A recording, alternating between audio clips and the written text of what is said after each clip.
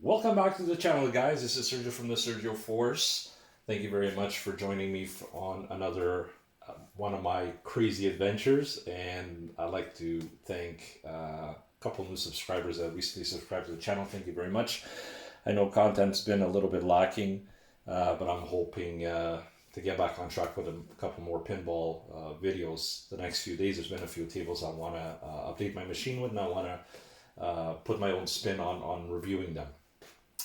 As most of you know, I like to add some colorful commentary to my reviews. So today we're not going to be talking about pinball. We're going to be talking about something completely different.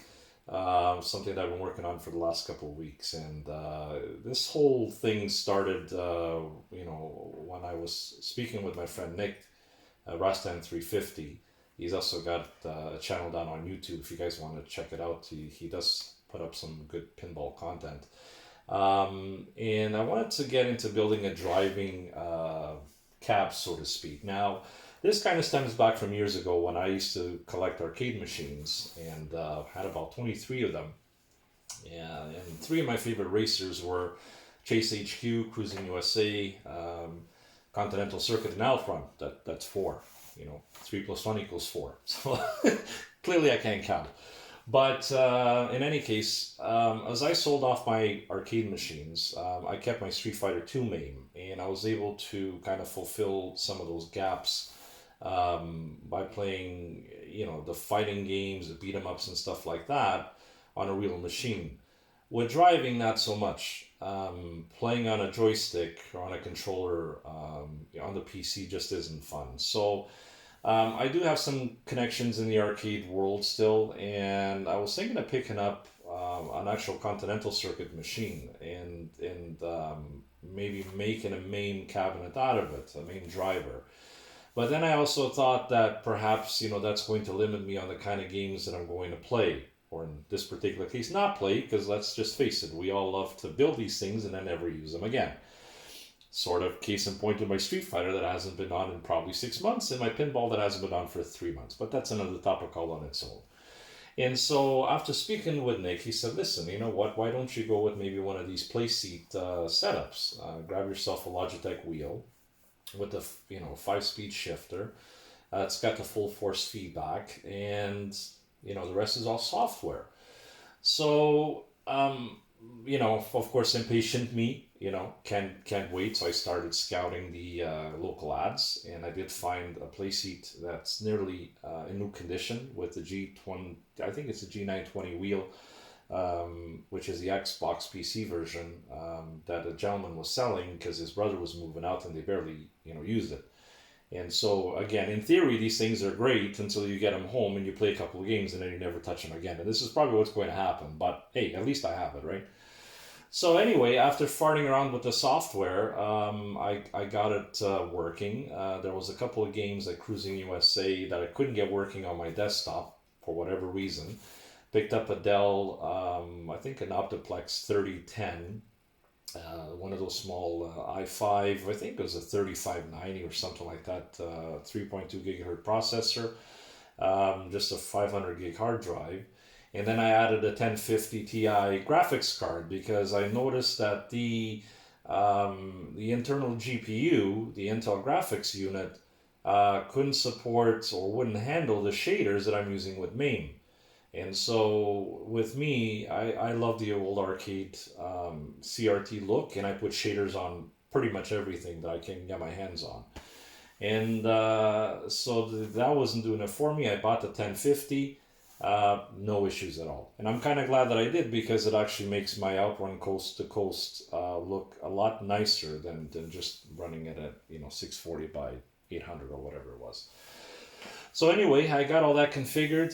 Front end, I'm using Launchbox / Big Box. Launchbox is what you do to configure and add your games, your artwork, and that good stuff. And then your Big Box is your front end where you can download your themes, you can apply them, etc., etc. So it took me a little bit of trial and error to get it working.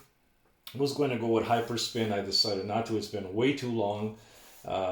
Since I've used Hyperspin. Actually, I'm using Hyperspin on my Street Fighter 2 But that goes back to my friend Mike, who actually set it up for me way back in the day when I was scared shitless of trying these things. These days, I really don't care. I dive into it. If it works, it works. If it doesn't, I'll read forums, for 24 hours a day until I find a problem. Or I'll usually bug my friends. That's usually works best, to be honest with you. But in any case, I got it all configured. And so before I dive into this, you're going to ask, what the hell is with that contraption in the back? Why do you have two screens? Well, the reason why I have two screens is again, after speaking with Nick, you're starting to see, the theme here. Nick usually, cons me into, spending money into building these things, so that in the contrary, he likes to look at it and say, you know what, I would like to have it myself too, but I'm not going to, because I made you spend the money and I'm just going to watch you play it. Yeah, that seems to be the thing with Nick. But anyway, all that aside, I decided to go with the second screen for the marquee. What I did with MAME is I added bezels to the actual game. And then at the top, I thought it would be cool to have the actual marquee being displayed, just like the real machine.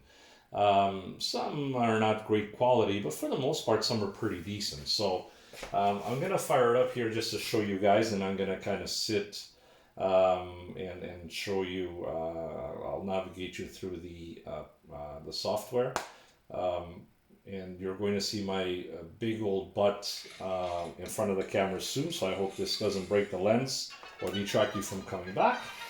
So right now we've got a short video playing, and I'm going to adjust the volume. I've got a volume rocker for my speakers just under the steering wheel to adjust the sound on the go. Some games I like louder than others, so let me just pop in here. And so to start off at the top, so you'll see the top screen has kind of like your marquee type of thing. There's still some images I want to change. I'm not really happy with it. I have arcade. I added a little video to it I stole from my Hyperspin Street Fighter setup. I've got the N64. Some of you are going to say, why even have N64? There's a couple cool games. And I'm also thinking of adding Mario Kart 64. I think it would be actually fun to play it with the wheel. M2, and then we got Windows. But let's start with arcade. Let's start at the top here, California Speed. So you see I have a flyer on the right hand side, a brief description of the game, on the bottom right hand corner, and then it tells you the ratings, how many players, etc., etc., and then it's got a little video snap. And you see as I'm cycling through the games, you'll see the marquee come up at the top. And to me, I know it's gimmicky, but it really makes that experience complete in my particular case.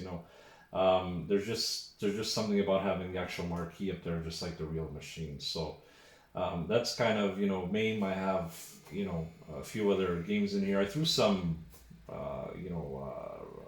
motorcycle games. Why not? You can still control them with the wheel. And then here's Hang On, Hard Driving, who I always wanted to build one of these things because of this damn game. I used to play it way back in the arcade, spending about, I don't know, it was $1 a play, so you can figure, I was very poor back in the 90s, didn't have a whole lot of money. And so I was quite shocked, to spend $1 on this game only to last a few minutes, because this darn thing was just, was so damn difficult that I said to myself, one of these days I'm going to own one. So when I was collecting arcade machines way back in the day, I came across one of these for $100, believe it or not. And so I says to myself, I got to jump on this. And as quickly as I said that, I realized that this machine weighs 750 pounds. And I said, I'm not going to have a 750-pound boat anchor, sitting around, because these things were prone to failure right from the beginning. So this is the next best thing. It's got the 4-speed shifter, obviously. It's got the clutch. I played it for about 30 seconds. I'm never going to play it again. In theory, this all sounds great. When you actually get right down to it, not so much. So getting out of the main here, I have Windows. I have my Cannonball, which is Outrun.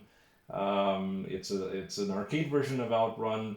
But it runs at 60 frames per second, full screen setup, full force feedback, something that Nick kind of put me on to. I'm actually dying to try this. I haven't tried it yet. I'm dying to try it.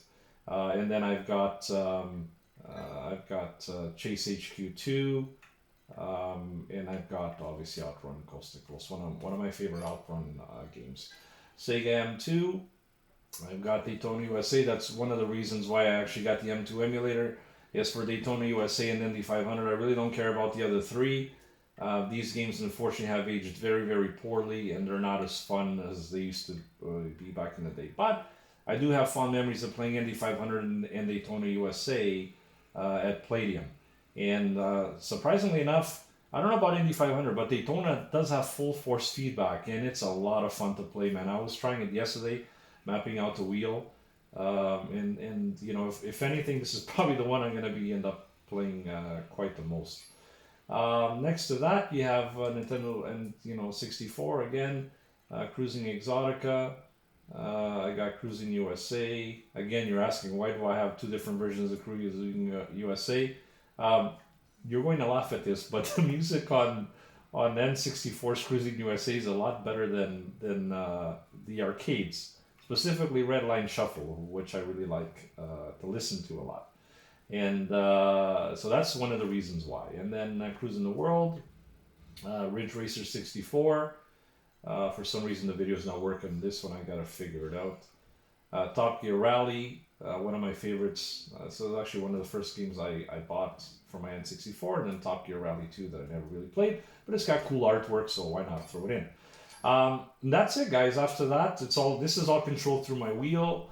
I'm using my wheel buttons here to go back, and in the main menu you have obviously all your options, and over here I'm going to select shutdown, and it shuts down my computer, and that's it, and then it'll be ready for when I touch it again in the next 6 months. No, I'm just kidding. This one here I'll probably end up playing a little bit more, just because I have to configure all the controls and get it all set up and running. So yeah, guys, anyway, listen, thanks for watching. This video is going already on 12 minutes, way too long, but I hope you like the content, and if you do so, subscribe to the channel, and as always, thanks for watching.